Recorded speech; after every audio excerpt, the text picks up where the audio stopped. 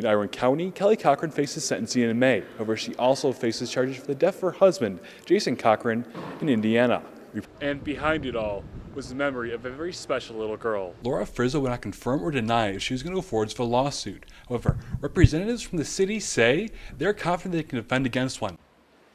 While the victim's family and investigators wept and hugged each other, convicted killer Kelly Cochran stood emotionless and almost smirked as she was let out of the courtroom. Tuesday afternoon, Cochran was found guilty of 5 total felony counts, including first-degree murder, aiding and abetting, after she lured her lover and victim Chris Reagan to her house so her now-deceased husband could shoot him. According to former Iron River Police Chief Laura Frizzo, who took the missing person complaint for Reagan, it was the outcome they were looking for. I feel that justice was served today for the family of Chris Reagan. And that was our goal, was to bring justice to the family. Over the past few weeks, the prosecution had alleged that the Cochrans killed due to a murder pact they had made on their wedding night. If one of them was unfaithful, they would have to kill the lover, or their spouse could kill them. Jason Cochran and Kelly Cochran are bonded in blood. That bond only got stronger after Chris's death. Throughout the investigation, Cochran had multiple different stories about what had happened. When first approached about the investigation of Reagan's disappearance, she said she had no idea what happened to him. And during the investigation, she said that she and her husband were serial killers. On the stand, she said those were lies, stories that she had made up to look like a monster. I would consider myself a monster because here I am, I'm here, and he's not. If he would have never met me, he'd be here today. Cochran's defense was that her husband had killed Reagan without her knowledge. She was a victim of her husband's abuse, which had gone as far as pointing loaded guns at her head. Prosecution disputed this, saying that Cochran had made no attempt to get help, even in the presence of law enforcement, and even confronted her husband via text about him going through her possessions. In Iron County, Kelly Cochran faces sentencing in May. However, she also faces charges for the death of her husband, Jason Cochran, in Indiana. Reporting Crystal Falls, Matt Miller, ABC 10 CW 5.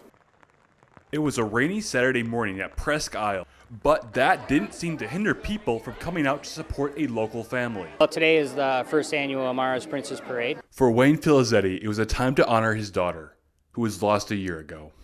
He didn't have to do it alone. The UP never stops amazing me. I mean, it was raining, pouring rain today, and we still have over 100 people here, and we're still registering right now. And it was an event worthy of royalty, with attendees dressing up as princes and princesses and walking around Presque Isle Park. And according to one of Amara's teachers, she loved to dress up, so this is the best way to kind of remember her. Participants were encouraged to donate to Amara's Light, a nonprofit created by her parents to help other parents who are going through the grieving process. Amara's Light supports grieving parents and children through various ways.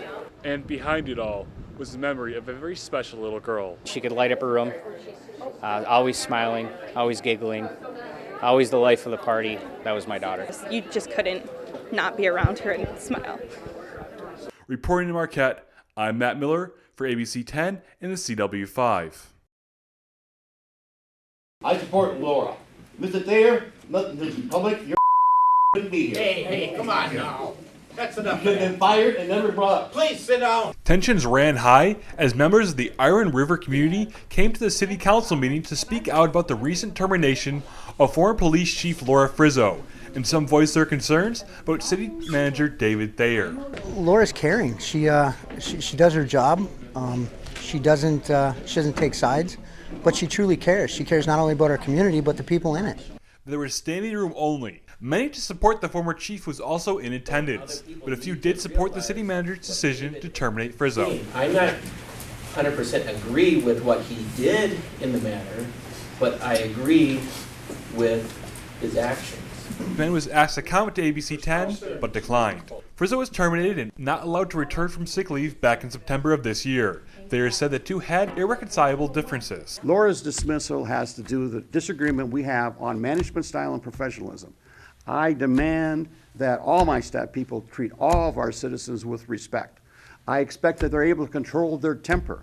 I expect that their assessment of situation is not a prejudgment, but something based on the facts. Some residents share concerns about Thayer's appointment as city manager, as well as some of his actions, such as taking on responsibilities of a police chief. I think that Mr. Thayer is acting like a bit of a thug, and that he's assumed, like the retired state patrol officer said in the meeting, he has no law enforcement training that I know of, and yet he's appointed himself police chief. That's just not the way things are done.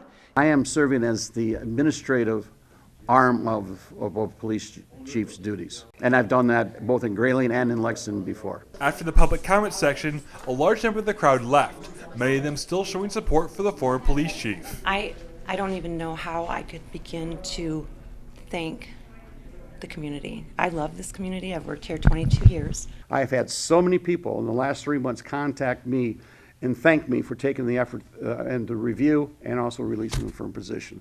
Laura Frizzo would not confirm or deny if she was going to go forward with a lawsuit. However, representatives from the city say they're confident they can defend against one. Reporting in Iron River, I'm Matt Miller for ABC 10 and CW5.